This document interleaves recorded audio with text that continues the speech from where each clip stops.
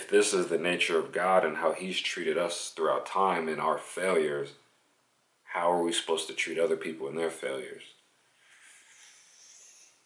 Oof, golly. Hello and welcome to the Upside Down Life. My name is Evan, and if this is your first time watching one of my videos or you're coming back for another video, I just want to say thank you for watching the videos. I truly hope that they're a blessing to you and your walk with the Lord. That's genuinely why I make them. So they can help you along the way sometime. In today's video, I want to talk about, should we be building boundaries? I guess I kind of have to start this with an apology and saying that I'm sorry for not always making videos. I know I said I was going to make one every week last year. In my endeavor to make videos, I also try not to make videos that are offensive to people, or because sometimes I make videos about things I'm going through or learning, and I don't want to make a video about something and somebody like, wow, he is definitely talking about the conversation that we just had, and to seem like I just had the conversation as like a means to make a video or something like that. And so I hope that makes sense. But in today's video, it's something I've very much struggled with, but I definitely feel like it's something that I'm supposed to share. Not necessarily the circumstances of the situation, but very much what I've learned through the situation. And I'm going to share my thoughts a little bit, but I'm just going to let the Lord kind of answer this question for you. So let's talk about, should we set boundaries? This question started to get answered. I'm reading Exodus 6, because Moses is asking, when I go back into Egypt, why will they believe me? And you got to remember, this is the same guy who murdered somebody hoping to start the revolution. And they're like, bro, why are you killing people? Does that make you a leader of us? Absolutely not. So this is his last really encounter with the Hebrew people. So he's probably hesitant. And that's because he did it his own way, not the Lord's way. But anyway, so now it comes and he's like, Lord, how will they know that it's you that sent me? And God says this. He says, therefore say to the people, I am the Lord. Before Moses, we had Noah, Adam, Eve, the patriarchs, Abraham, Isaac, and Jacob, Joseph. We had some people, Noah, there was the guy who got Enoch, who was taken up, who was like, he just stopped existing. The Lord just translated him back to his presence. But it is not until Moses that we get the name of the Lord. And I believe the Lord even says it, or somewhere in the Bible, or somebody preached on it, says the Lord did not give this name to the people before him. And here's where I'm getting into boundaries, because what happened was with Adam, there was a covenant made with God. And when Adam sinned, the covenant was broken. And it says in the New Testament that from Adam to Moses, that sin ruled on the earth because of this broken covenant, this broken promise, this broken relationship with the Lord. And after this broken relationship, God didn't say, hey, back up.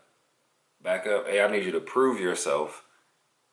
Instead, he said, I'm actually going to give you something that I've never given anybody before. And there's been some heavy hitters that came before you, Moses, but I just need you to know that I'm giving you something that nobody else has had. And then I started to look at these covenants, and so if you get into the covenants, there's a way to look at it where there's a lot. The whole point of what I'm trying to say is because you can forget about all those. We can go right here from Moses, this promise of giving the name, unto, we go to John 1, that the word became flesh, that is the promise, right? The son of promise, all these things. And my whole point is that with every promise, with every covenant, God gives more of himself. And don't forget, the whole purpose for a new covenant is because we broke it. Not because he broke it, but because we broke it. And I haven't read the books. I know they're out there, and I'm not trying to knock anybody, because I think that there might be some times when it's healthy to step away from people, but I don't know, because here's what I'm saying.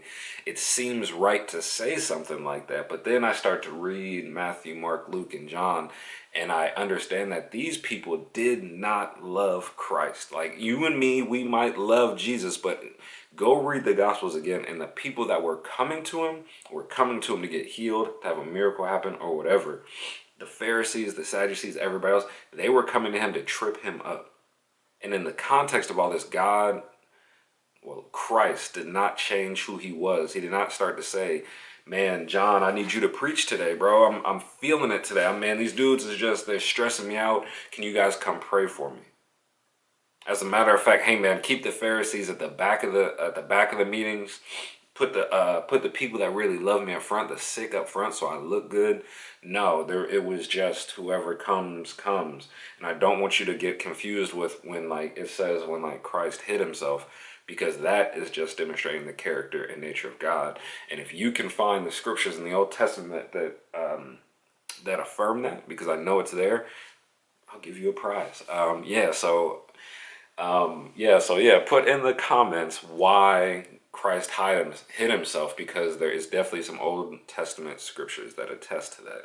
And I don't want you to get Christ hiding himself confused with him keeping something from people. Like, I don't want that to come into like what I'm talking about. What I'm saying is, if this is the nature of God and how he's treated us throughout time in our failures, how are we supposed to treat other people in their failures? Oof, golly, like this is when the law actually makes sense. Because this is the law summarized says this: you were a slave to something that was not of God. Now you're free of that thing. Do not treat people the way that you were treated when you were enslaved to this thing. That's what the law is saying. If you go read the law, I'm willing to bet most of the things that God deals with, like the borrowing of an animal, and if the animal kills somebody, you kill the animal, or you deal with it if you know its history, and all these other things, I'm willing to bet it's stuff the Egyptians did to the Hebrew people. I'm willing to bet they were killing the Hebrew people whenever they had a chance. Everything that the Hebrew people did wrong was multiplied 10, 20, 100,000 times and put on their head. And God is saying, don't do that to people. Why? Because I've made it possible for you to be my son and my daughter. And the whole point of his sons and daughters are to be kings and priests and to invite people into his kingdom. And like we know, you get more people with honey than, I don't even know. I just messed up that saying, man. But you get more people with honey. We'll just leave it at that. And so if every time we were offended, we started to build walls, what's going to happen? And this is just my personal thought on this. I think that's where denominations came from. I think that denominations came from somebody saying, I think you need to be water baptized. I necessarily don't think you need to be water baptized. I'm going to go start a denomination called being Baptist. There is a brother that I talk to on a very, very, very regular basis. And some of those things we don't necessarily agree on, but we do agree that there are some basics that go beyond these other things, because God is big enough to deal with my heart in those things. We both recognize that we both love Christ and we want to live our life in a way that is pleasing to him and exemplifies him to other people well. And out of that, we trust that God will deal with these things in each other's lives. We enjoy talking about them, don't get me wrong, but we're not sitting here beating each other up over it. And so, with that being said, the question becomes, man, should we build boundaries? I'll be very honest, because of some things that have happened, my flesh wants to say absolutely build them high, build them strong, and make sure that nobody has the key except the person you want to have the key. But my Savior says, man, you see what he did? He died for everybody. You see that he came, and when people didn't, it says that while we were yet sinners, while we still had nothing good in us, he died for us. And he's just asking us to love another human being that's alive. We're the firstborn, or he's the firstborn of many sons, and we're one of those sons, so we're becoming like him. So if we're supposed to be like him in all things, the question becomes, are we supposed to build boundaries? And of course, you can get super deep and technical and talk about, well, this and that and whatever, but I think we understand what I'm actually talking about here. I'm not talking about heinous crimes. I'm talking about your brother. I'm talking about your sister. I'm talking about the person who you used to worship with, pray with, love on, but something happened and now they are here when they used to be here. Question is, God do it to us? I'm just gonna leave it at that. I love you guys.